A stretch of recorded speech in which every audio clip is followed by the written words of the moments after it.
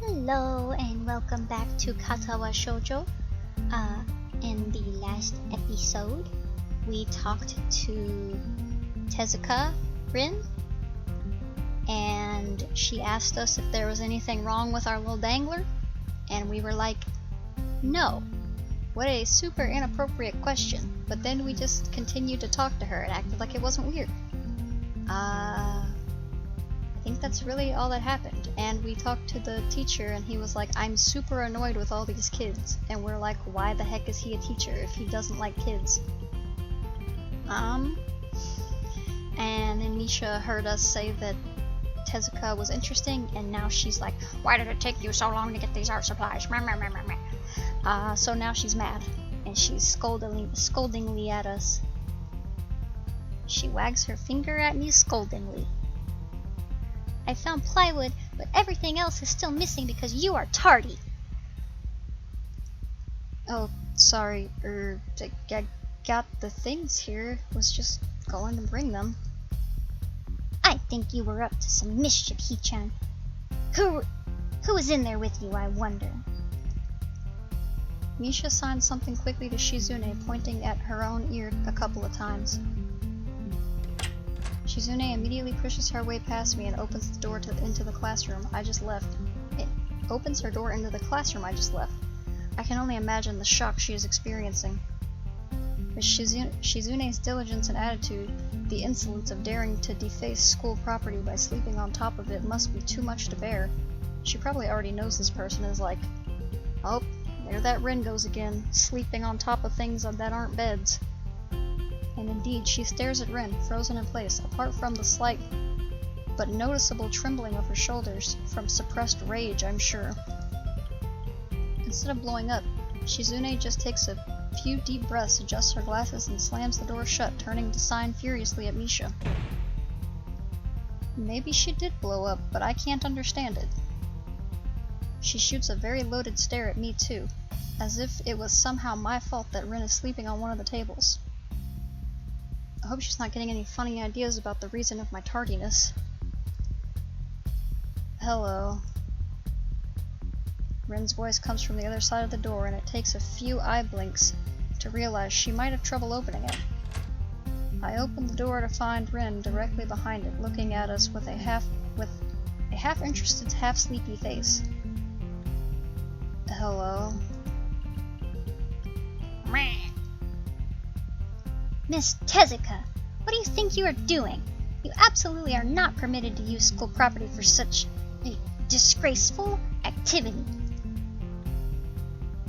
It sure is suddenly crowded in here.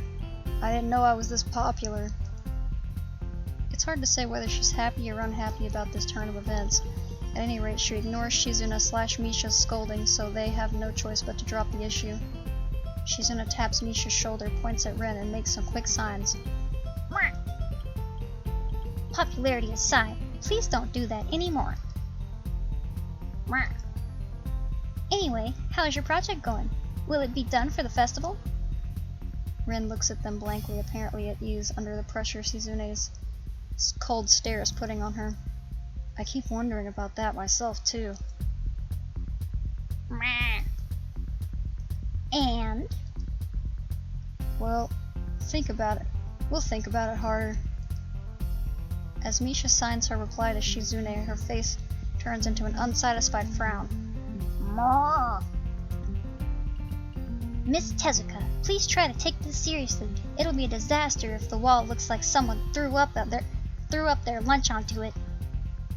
Rin nods assertively. We'll think more seriously.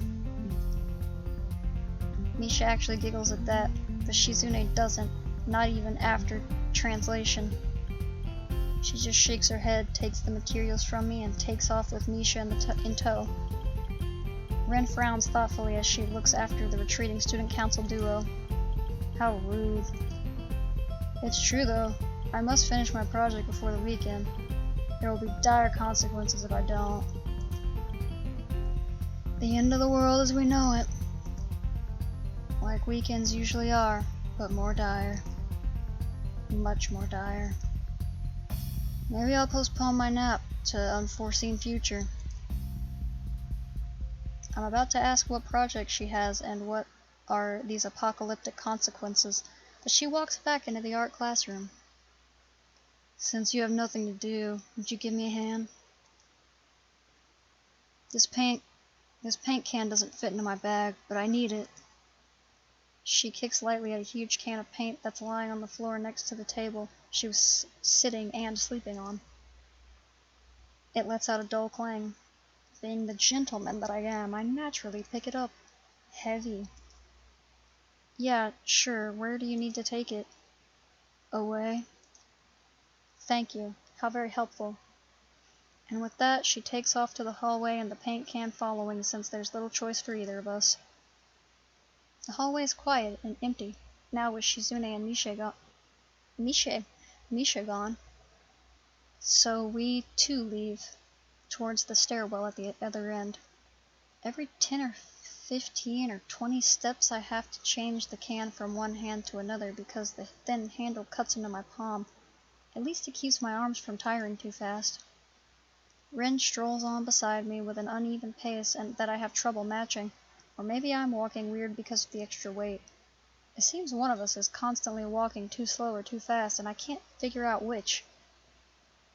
2 flights of stairs below, trouble appears in the form of the head nurse and his fox-like grin. Ah, Mr. Nakai, what a happy coincidence! Tezuka too, of course. He nods courteously to Ren, who does not acknowledge him back, then turns to me because obviously it's me who he had some business with. There's something I forgot to mention on Monday. I nod and wait impassively because I can't even begin to guess what he forgot.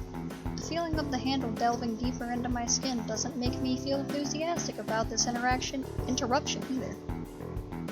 It's about your medications. Since you haven't been that long on your current medications, there might be some unexpected side effects which might require adjusting dosages or even changing to another kind of medication.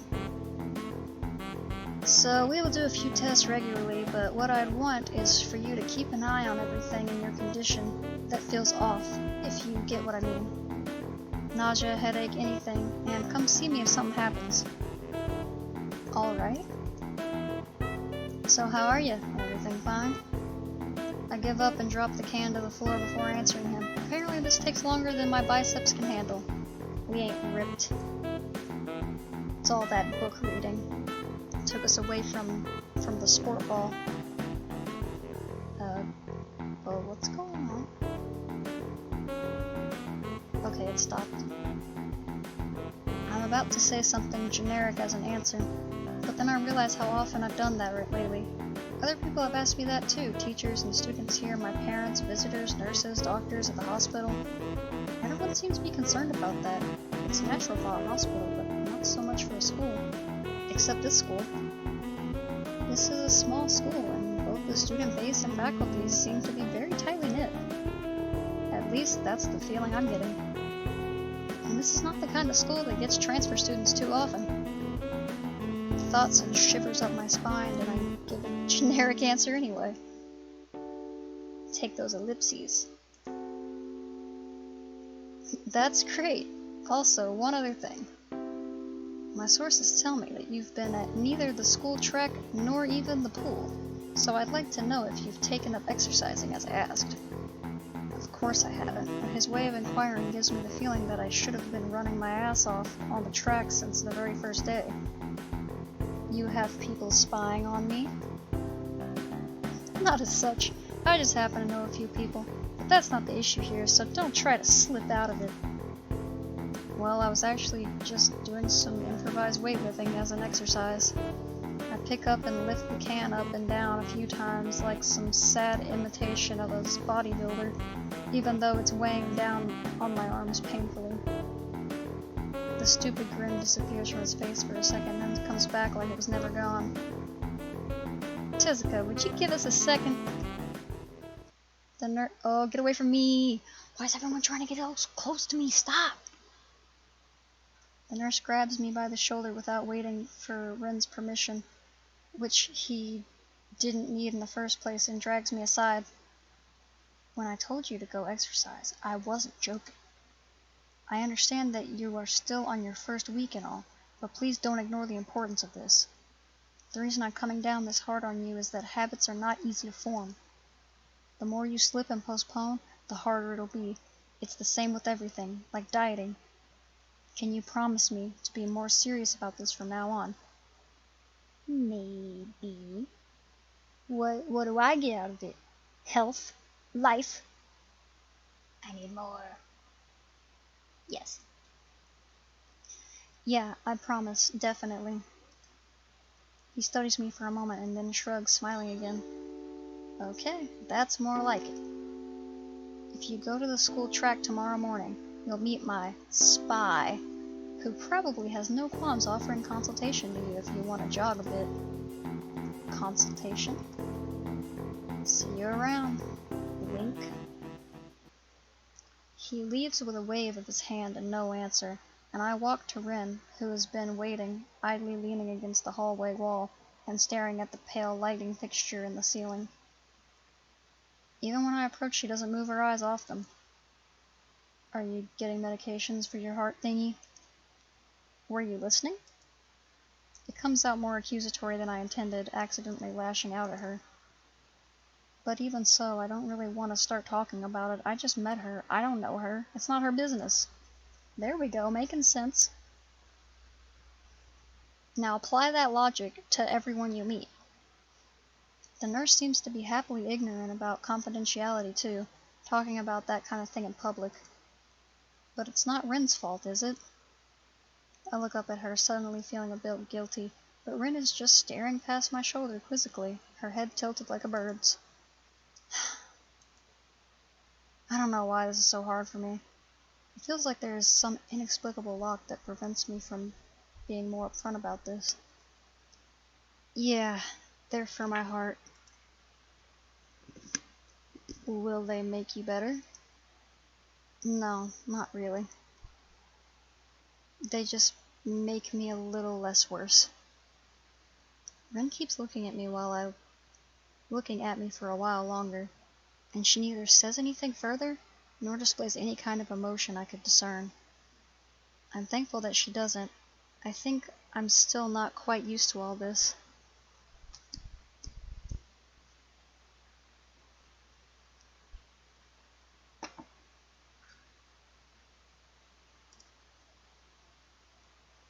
At the hospital it was easy, but I still haven't sorted my feelings about having to live a normal life with this disability. We leave the main building and Rin leads us onwards toward the dorms. We stop at a small patch of greenery in front of the dorm building. The dorm is built on a slightly elevated ground with a wall and a few trees that everyone has to circle around every time they come or go. It's probably the only inconvenient design in this school. The entire wall, made of some kind of brick as the building itself, has been covered with some sort of a painting.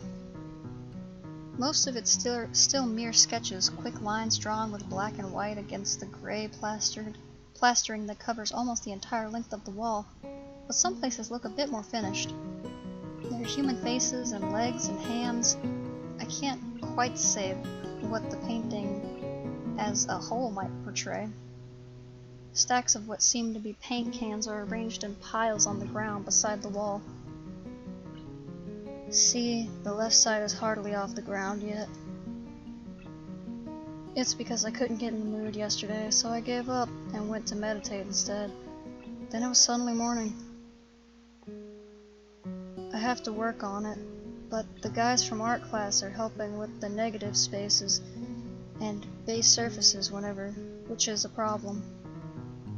It's easier to paint big areas if there are a lot of people with hands. Yeah, the reach is better and it's faster too. She goes on a tangent, waving a little with her arms or whatever of it there actually is to demonstrate, even though I got the point already. The white cotton of her sleeves flaps around and it makes me think it could look sadder than it does.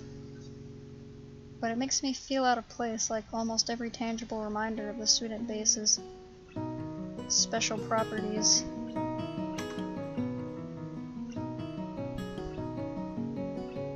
having cat problems. Like almost every tangible reminder of the student base's special properties has in the past few days. This girl doesn't notice my dreary feelings, of course, or the fact that she lost me a while ago already, and just keeps on blabbering. So, that's why I'm trying to figure out if there's something I need to figure out, and then figure that out before it's too late and all hope is lost. Why would the hope be lost? Because paint has to be painted, and then it has to dry, and then it has to be painted over with another kind of paint. It takes time. She finally stops, apparently thinking she made some kind of statement that makes sense. I think it's best to start from the top. So this is your project? You did this? Yes. Yes. All of it? Yes. Nice, but...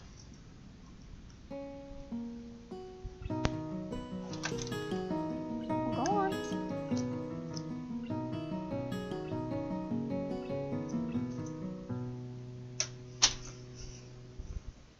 I will have to do a lot of editing. I am having so many baby interruptions.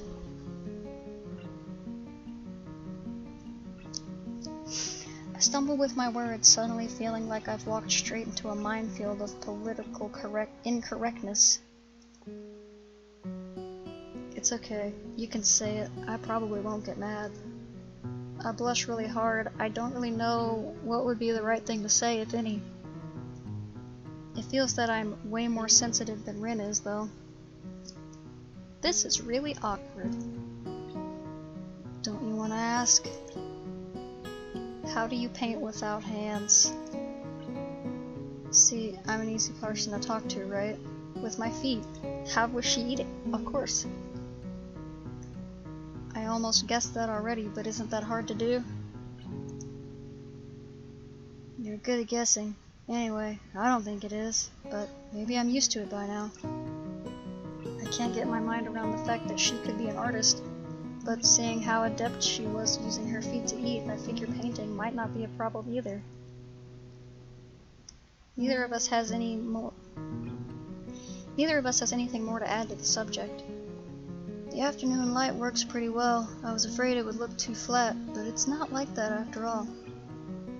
I think it's actually pretty interesting. I wanted to see what it looked like in a dim light. Do you think it's flat? Yeah, well, paintings tend to be flat. Not like that flat, you know, flat, like some people are. No substance, no meat where there should be some. I know a few girls who, okay, I get it, but I couldn't really tell. I'm not good with art. I can't name many artists or artistic terms, so I don't really have anything to say. Rin shrugs her shoulders at that, saying suit yourself without saying it, and looks up at the sky as if trying to look for something up there. I didn't think I'd get any actual work done, but if you give me a hand with the paints, I could do a little before it's too dark. I wanted to get a halogen lamp, like ones they have at the sports track, but there aren't any. Rin sure is quick to recruit my help, as was Shizune. It really makes me feel that the festival is such a big project that every pair of hands is needed. Why not? I'm not really sure if I can be of any help, though. It's just mixing some paints. You can do that, probably. Do you have motor control problems? Like, you know, those people who have some cerebral palsy, maybe? Not that I know of. I get it. Heart thingy has nothing to do with that. She gives me a sly look for no reason. No, it doesn't. Let's do it then. So she sits on an empty wooden box and very naturally picks up a wide brush between the toes of her bare right foot. I open a few of the cans and pour some of the contents into shallow bowls for mixing. The thick paint flows lazily from the can to the bowl, like syrup. Thought that said soup. I think that would have been just as accurate. I mix them, creating funny, hypnotic-looking swirl patterns that melt quickly into each other to form a new monotone hue. Ren sets to work and every now and then asking me for a hand with something or the other. Finding different brushes is easy enough, but mixing the paints to be the exact tone this girl is apparently seeing in her head is a frustrating ordeal. She wants precision down to the last milliliter before she is satisfied, but her instructions are obscure at best. Add half a splash of green. I crouch down to pick up the can of bright green. The other green. This green. I carefully pour some of the other green paint into the mixing bowl. No, that's almost a whole splash. More white. Is green a good color to add? No idea. You're the artist here. A hint of smile appears in the corners of her mouth. Do you lack an opinion? I like this girl. She's chill. No, it's just that I have no idea. It's okay, because I got an idea. Add more white. That's not funny. With this exclamation, I pour a minuscule amount of white into the bowl and mix it. It looks slightly whiter. That's not good. It has to be like the color when you wake up and you know that you saw the meaning of life in your dreams, but you can't remember it. What are you on, Miss Tezuka? Maybe it's yellow. Despite the impossibility of mixing a color like the change of seasons or any other nonsense that's being imposed on me, I find myself enjoying it more than I thought I would. There you go, coming around, buddy. Seeing a painting being born on a plastered wall feels like magic. And I think I will leave this off here. There's probably going to be a couple awkward cuts, so I'm not exactly sure how much will get cut out, but I think it's probably still a pretty decent amount. Okay, I will see you guys in the next video. Hopefully it will not be all awkwardly cut up.